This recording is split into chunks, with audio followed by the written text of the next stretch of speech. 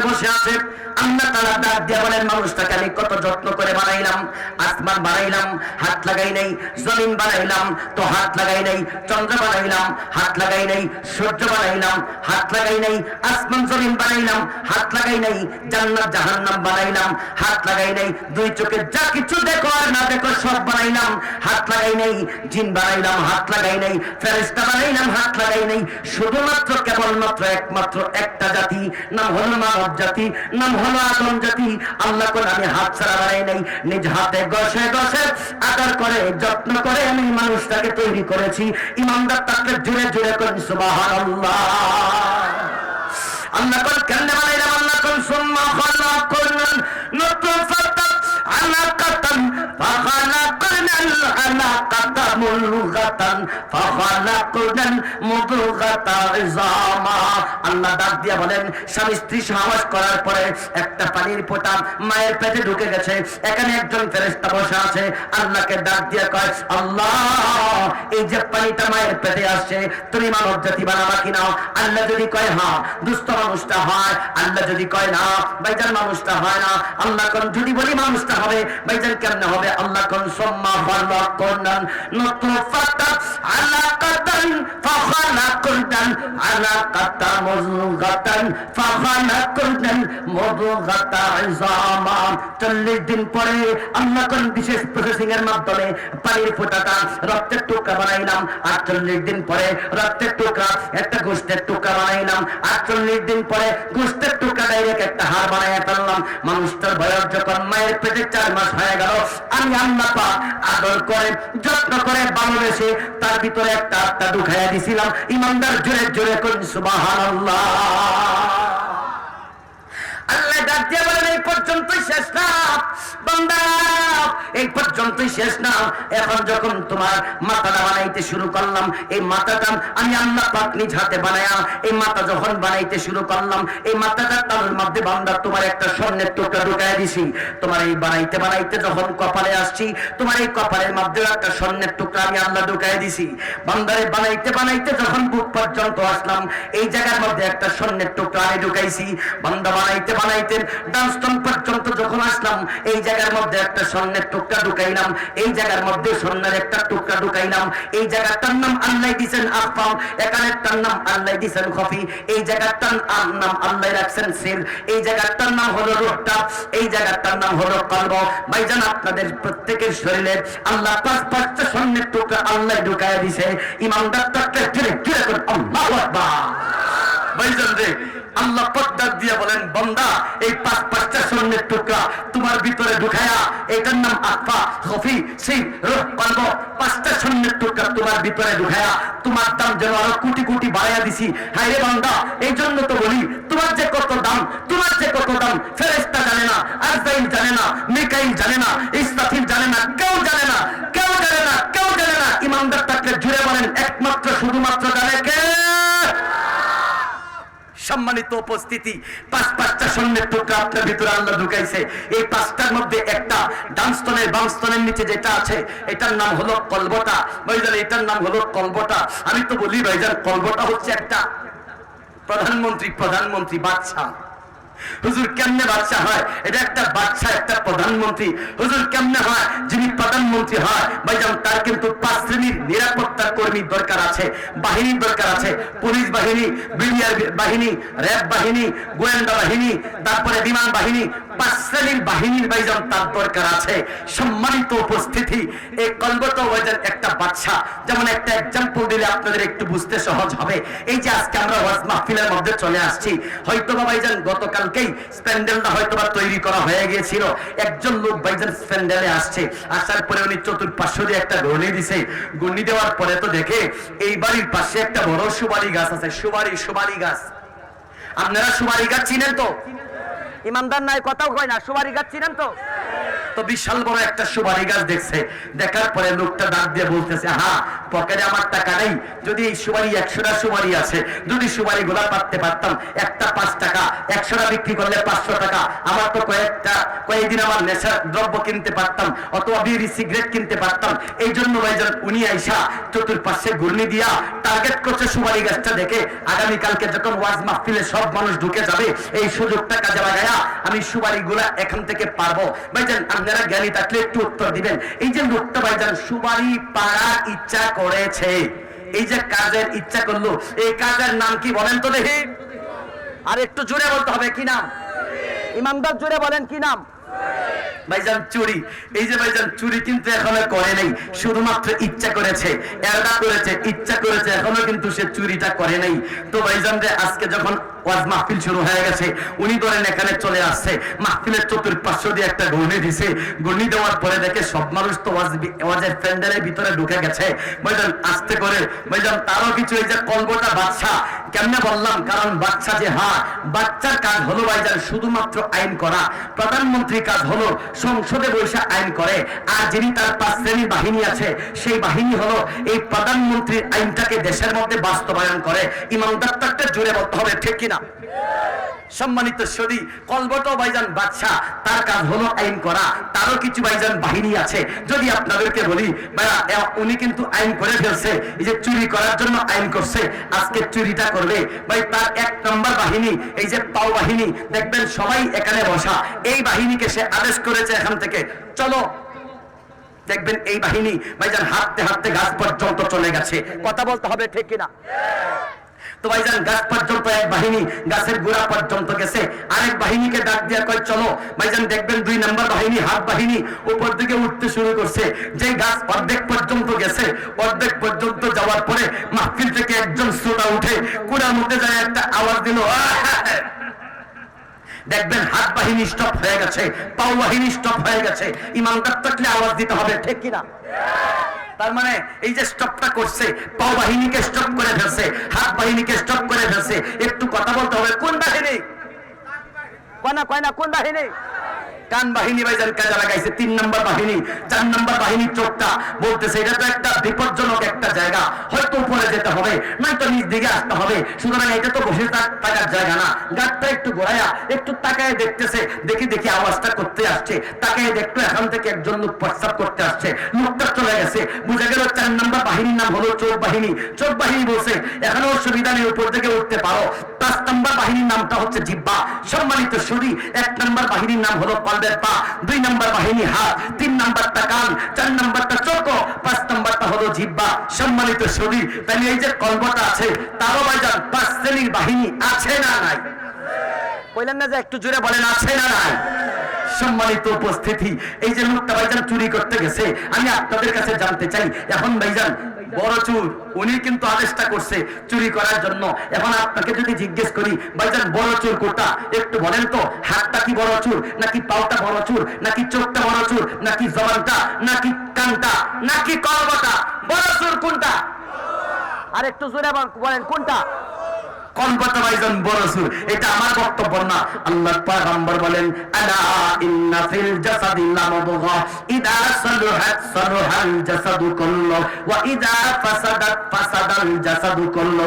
শুনে রাখো, এই যে মানুষগুলো আমার চোখের সামনে ভাইজান বসে আছেন, যে লোকগুলো এখানে বসে আছে ভাইজান, আপনি এই স্যান্ডেলটা, এই পোস্টারটা আপনাদের হাত পর্যন্ত পৌঁছেছে ভাইজান। হাত পর্যন্ত পৌঁছার পরে ভাইজান এখানে দেখেছেন ওলামায়ে কেরাম এখানে বয়ান করার জন্য আসবেন ভাইজান। এই বক্তব্যটা দেখার পরে চোখ আপনি যখন দেখছে, তখনই আপনি অন্তরে মনে মনে একটা সিদ্ধান্ত করে ফেলেছেন, অমুক তারিখে অমুক বক্তা এখানে আসতেছে, মাহফিলে যেতে হবে।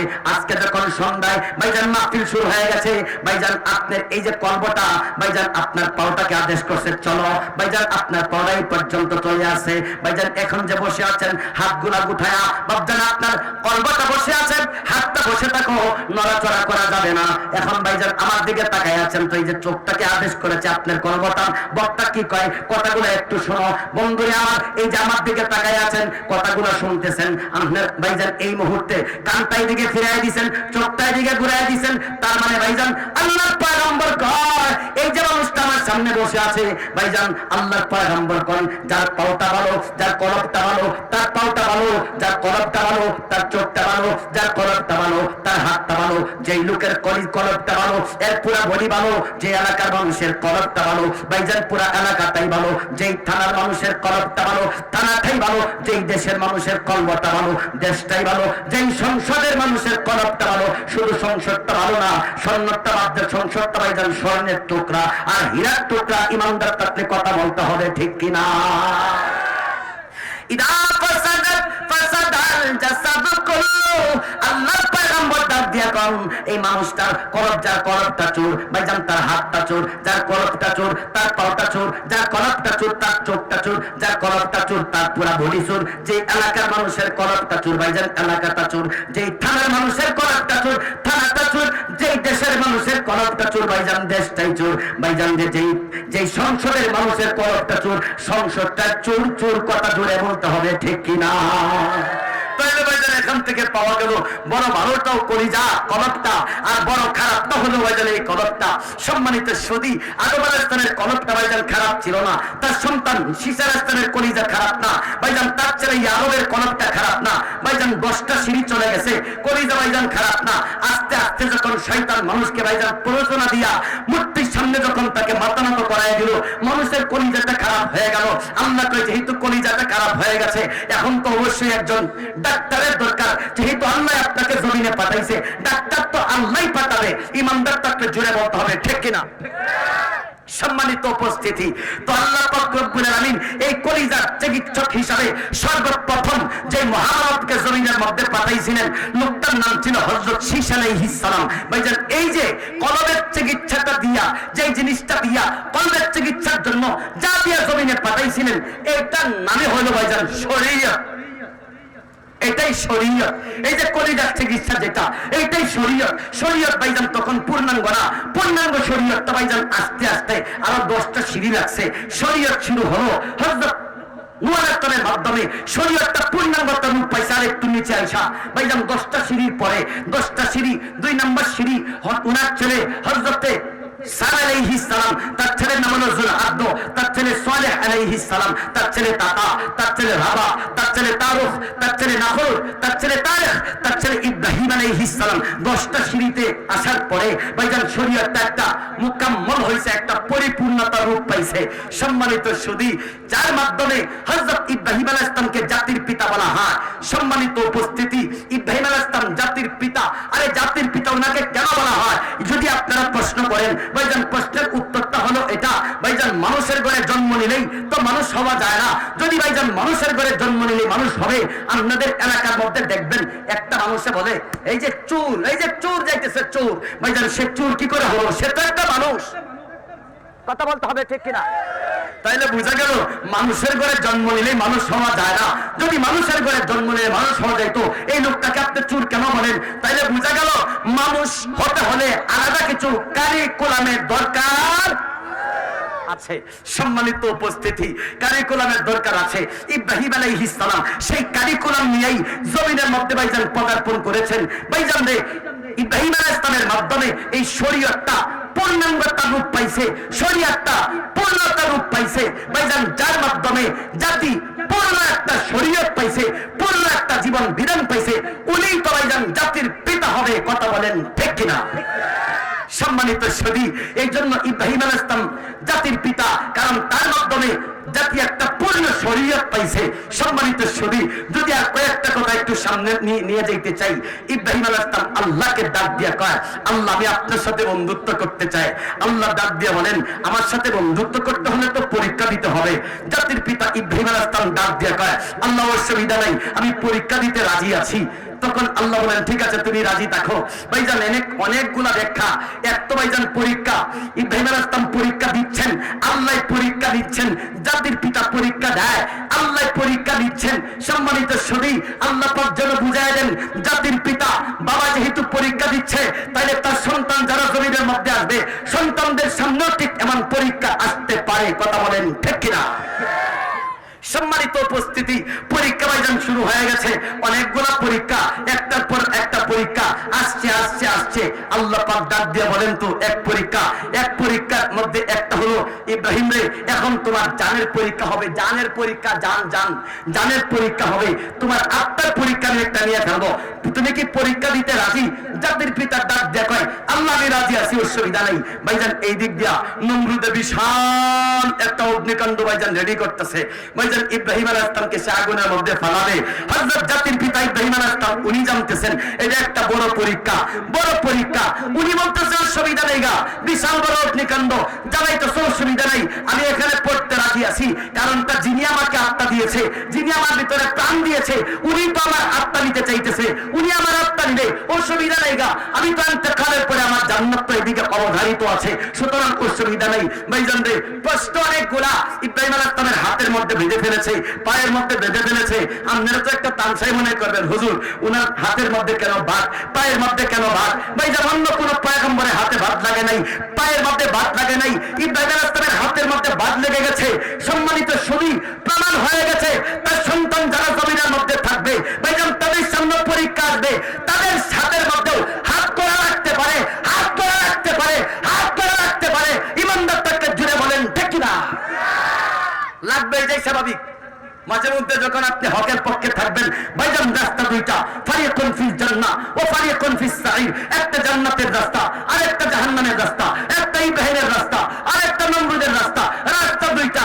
কথা জুড়ে বলেন ঠিক কিনা? রাস্তা কয়টা? ইমানদার কথা কয় না, রাস্তা কয়টা? রাস্তা দুইটা, জমিনে তিন নাম্বার রাস্তা নাই। একটা হকের রাস্তা, একটা বাতিলের রাস্তা, একটা ইব্রাহিমের রাস্তা আর একটা নমরুদের রাস্তা, একটা জান্নাতের রাস্তা আর একটা ভাইজান জাহান্নামের রাস্তা।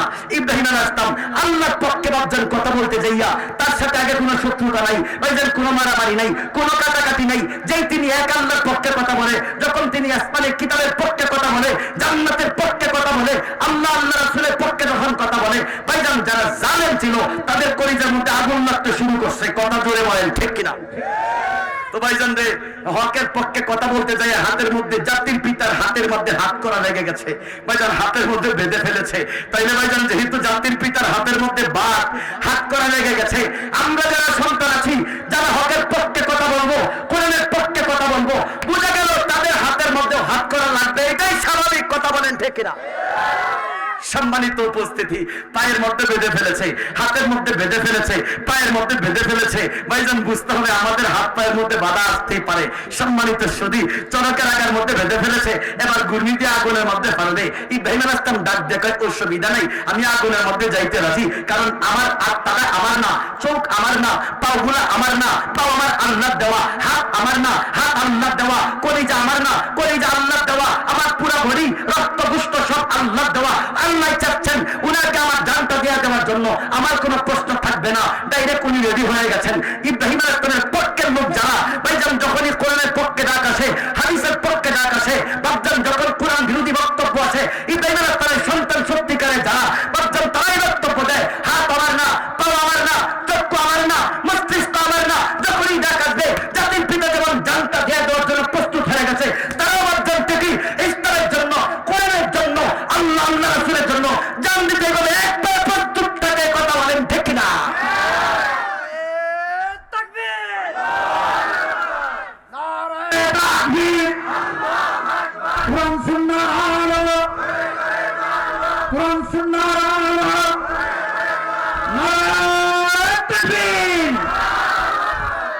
সম্মানিত উপস্থিতি, আরেকটা তথ্য আপনাদের কাছে দিই।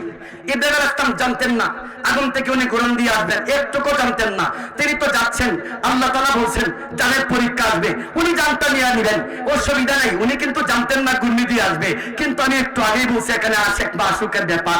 আল্লাহ বলছিল রে ইব্রাহিম এখানে কিন্তু পরীক্ষা একটা আসবে, আল্লাহ যাচ্ছেন। ভাইজান আপনি এখানে আসছেন, ইচ্ছা করলে একটা এক্সাম্পল আপনাদের সামনে দিলে ভালো লাগবে। ভাইজান একটা ছেলে একটা মেয়ের সাথে সম্পর্ক করছে, মেয়েটা তাকে ডাকছে, আজকে বাইপাস এখানে আসো, তোমার সাথে একটু দেখা করবো। ভাইজান ছেলেটা তার প্রেমের মধ্যে পড়ে এখানে দেখা করতে আসছে। সে মেয়েটা ভাইজান তার বাবা ভাইকে ভাইজান রেডি করে রাখছে। ছেলেটা যখন আসলো তখন দেখা দিল তার বাবা ভাই ছেলেটাকে ভাইজান হাত করা হাতের মধ্যে ভাইজান বেঁধে ফেললো। ছেলেটা দেখো অসুবিধা নেই, তোমাকে আমি ভালোবাসি, এই জন্য তোমার ডাকের মধ্যে আসছি, আমি আমার পরীক্ষার মধ্যে পাস, তুমি ফেল। কথা বলতে হবে ঠিক কিনা? ইব্রাহিম ইব্রাহিম আলাইহিস সালাম তিনি জানতেন তো এখানে আমার জানের পরীক্ষা হবে। আল্লাহ বলতেছেন এটা একটা শুধু পরীক্ষা, এখন যদি এই জায়গার মধ্যে আত্মা নিয়ে নেই, আত্মা তো বাড়ির মধ্যে নিতে পারি, তাই এটা সুন্দর দেখা যায় না। যেন ইব্রাহিমই পাস করলো ভাইজান, আল্লাহ পাক এই আগুনটা চরকটা ভাইজান ঘুরিয়ে দিয়ে আগুনের মধ্যে ফেলে দিয়েছে। আল্লাহু আকবার, আশ্চর্য ব্যাপার। ইব্রাহিম আলাইহিস সালাম ভাইজান আগুনের মধ্যে পড়ে আছেন, বসে আছেন। আল্লাহ পাক সেদিন আগুনকে ডাক দিয়ে কয়, আগুন রে, কুলনা ইয়া নারু কুনি বারদাও ওয়া সালামান আলা ইব্রাহিম। আল্লাহ ডাক দিয়ে আগুন রে, একটা পরীক্ষা চলতেছে, সাবধান, সতর্ক, আমার বন্ধু তোমার মধ্যে আসতেছে, সাবধান, তার একটা চুল পরাইতে পারবা না, তার একটা পশম পরাইতে পারবা না, সাবধান, তার জন্য আগুন তুমি সান্ত্বনা, তুমি শান্তিদায়ক হয়ে যাইবা, আরামদায়ক হয়ে যাইবা। বাপজান ইব্রাহিম আলাইহিস সালাম আগুনের মধ্যে চলে গেছেন, ভাইজান আগুন তো তারে পোড়ায় না, আগুন তার জন্য জান্নাতের টুকরা হয়ে গেছে। বন্ধুরে, এটা এখান থেকে মেসেজটা ভাইজান তাফসীরে কিতাবে লাগছে, এটা জাতি মেসেজটা হলো এইটা, ইব্রাহিম আলাইহিস সালাম আগুনে চলে গেছেন, ভাইজান যে আগুন তারে পোড়ায় না। আপনারা জবানটা, ইমানদার জবানটা খুলে বলেন, আগুনের মালিক কে? কথা কয় না জোরে, আগুনের মালিক কে? সম্মানিত সুধী, সত্য দেখতেছে উনি খুব কষ্টের মধ্যে আছেন, তিনি কিন্তু জান্নাতের টুকরার মধ্যে বসে আছেন, কারণ ভাইজান আগুনের মালিক আল্লাহ, আগুনের মালিক আল্লাহ, এই জন্য আগুন ভাইজান জান্নাতের টুকরা হয়ে গেছে। সম্মানিত সুধী, আমাদের জন্য মেসেজটা এটা, কোরআনের বিরুদ্ধে যদি ভাইজান কোনো বক্তব্য আসে, হাদিস বিরুদ্ধে যদি কোনো বক্তব্য আসে, আপনি দাঁড়িয়ে যাইবেন, আল্লাহ রাসূলের পক্ষে কথা বলবেন, ভাইজান হাতের মধ্যে আপনার হাত করে লেগে যাবে, মানুষ দেখবে আপনাকে জেলখানার মধ্যে ঢুকাই দিছে, আপনার কষ্ট হইতেছে, মানুষ দেখবে জাতির পিতার কষ্ট হচ্ছে, আগুনের মধ্যে বসা, মানুষ দেখবে আপনি কাশিমপুর কারাগারের মধ্যে বসে আছেন, হাকিকি রাজ্জাল আপনার কাছে সেই কাশিমপুর কারাগারটাই জান্নাতের টুকরা মনে হবে, কথা বলতে হবে, ঠিক না? সম্মানিত উপস্থিতি, জাতির পিতা এখানে অনেকগুলো মেসেজ দিয়ে গেছে, অসুবিধা নাই। এই জন্য ভাইজান দেখবেন তো, যারা ভাইজান হকের পক্ষে কথা বলে ভাইজান, তখনই ভাইজান মাঝে মধ্যে পরীক্ষা আসে, ভয় পাওয়ার কিছু নাই, গাবড়ানোর কিছু নাই। ভাইজান আরেকটা তথ্য হলো পেছনে, সেটা হলো ভাইজান পরীক্ষা আল্লাহ নিচ্ছেন, ইব্রাহিম আলাইহিস সালাম পরীক্ষা দিচ্ছেন ভাইজান, কিন্তু জাহেরান মুকালারা হইতেছে বাতিল আর হকের মধ্যে। ইব্রাহিম আলাইহিস সালাম হকের পক্ষে, নমরুদ বাতিলের পক্ষে। ভাইজান গত 16টা বছর আমরা এইভাবে ভাইজান কথা বলতে ভাইজান জ্বলেছি। সম্মানিত সুধী, কোরআনের পক্ষে যখন কথা আসে ভাইজান, যখন কোরআন নিয়ে কথা বলি, মাইকটা ভাইজান পর্যন্ত টান দিয়ে সরাই দেওয়া হয়তো, বারবার আমাদের উপর অত্যাচার করা হতো। সম্মানিত সুধী, শিক্ষা এটা, যখন এই নমরুদের ভাইজান জুলুম করতে করতে শেষ সীমানা পর্যন্ত পৌঁছে গেছে, আল্লাহ তাআলা ডাক দিয়ে কয়, আল্লাহ, এই ইব্রাহিম আলাইহিস সালাম ডাক দিয়ে কয়, আল্লাহর কতদিন, আল্লাহ কো অপেক্ষা করো, আযাব চলে আসছে। ভাইজান এমন একটা আযাব আসছে, আল্লাহ পাঠায় দিছে এক বাহিনী, মশা বাহিনীকে ভাইজান পাঠায় দিছে, আইসা ভাইজান তার সাথে যুদ্ধের জন্য। এমন একটা মশা, যেই মশা বাতা পায়, মানে বুঝছেন তো ভাইজান, একটা ল্যাংড়া মশা ভিতর দিয়ে ঢুকে গেছে, মাথার মগজের মধ্যে ঢুকে গেছে। আল্লাহ পাক প্রমাণ করে দিয়েছেন যে এই লোকটা আল্লাহ দাবি করেছিল, ল্যাংড়া মশা দিয়ে শেষ করে দিয়েছি। সুতরাং পরবর্তী জমানায় যদি কোরআনের পক্ষে কথা বললে, কোন ব্যক্তি যদি জালেম আসে, কোরআনের বিরুদ্ধে কথা কয়, হাদিসের বিরুদ্ধে কথা কয়, নমরুদকে যে বাহিনী দিয়ে ধ্বংস করেছি, সেই বাহিনী কিন্তু আজও তোমাদের ডানে বামে আছে, কথা বলেন ঠিক কিনা? ধ্বংস করতে টাইম লাগবে না, কিন্তু টাইম লাগবে না। সম্মানিত উপস্থিতি, আমরা ভাইজান এইটাই দেখেছি, বিগত এইটাই দেখেছি, সারা বাংলাদেশের মধ্যে আমরা ঘুরি, সারা বাংলাদেশে দেখেছি উন্নয়নের জোয়ার বেড়েছে, উন্নয়ন, যেদিকে যাই রাস্তা পাকা। আপনাদের সামনে কত সুন্দর সুন্দর রাস্তা, এত কিছু করার পরেও জালেমরা টিকতে পারে নাই। কেন লেগে পারে নাই? যখনই কোরআনের বিরুদ্ধে চলে গেছে, হাদিসের বিরুদ্ধে চলে গেছে, সাধারণ একটা ইস্যু, কিসের একটা ইস্যু, সাধারণ একটা ইস্যু, কোটা আন্দোলনের ইস্যু, এটা কোনো ইস্যু হইলো ভাবতাম এই ইস্যু দিয়া আল্লাহ প্রমাণ করছে, ওই জায়গায় যেমন ন্যাংরা বসা দিয়া ধ্বংস করতে পারছি, এমন সাধারণ ইস্যু দিয়া বড় বড়টাকে আমি ধ্বংস করতে পারি, কথা বলেন ঠিক না? এখান থেকে শিক্ষা নেওয়ার দরকার, কথা জুড়ে বলেন ঠিক? সম্মানিত সুধী, হায়াতটা অনেক দূর, অনেক লম্বা, পেছনে হযরতজি চলে আসছেন, অসম্পূর্ণ ভাঙ্গা কথা আপনাদের সামনে এখানে রেখে দিলাম। ওয়া আখিরু দাওয়ানা আলহামদুলিল্লাহি রাব্বিল আলামিন, ওয়াসসালামু আলাইকুম ওয়া রাহমাতুল্লাহি ওয়া বারাকাতুহু।